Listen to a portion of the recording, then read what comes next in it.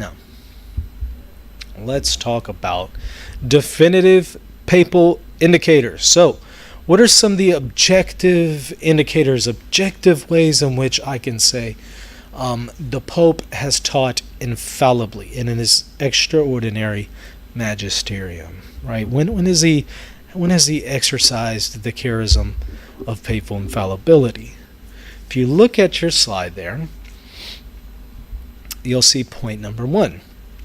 According to the parameters of Vatican I's Pastor Eternus, the Pope teaches infallibly under the these conditions. And this is, I mean, you could just go straight to Pastor Eternus and read the document, the primary source, which you most certainly ought to do.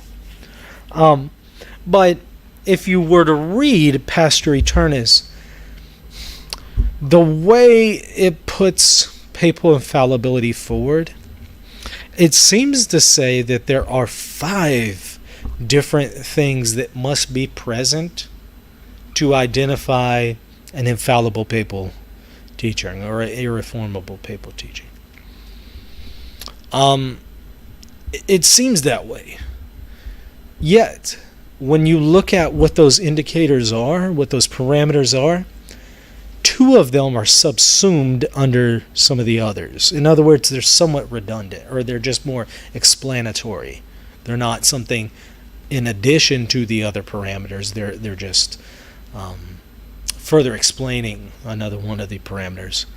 So that I argue, as does Dr. Joy and Cardinal Avery Dulles, that there's really only 3 indicators present at Vatican I and Pastor Eternus to identify a papal teaching it's infallible. Now, even if you parse it out into 4 indicators or 5 indicators, since 2 of these indicators are redundant, you're not going to end up with a different amount of ex cathedra teachings. So it's kind of like either way, however you parse this thing out, you're going to come to the same conclusion. But I am of the preference of just speaking about 3 indicators.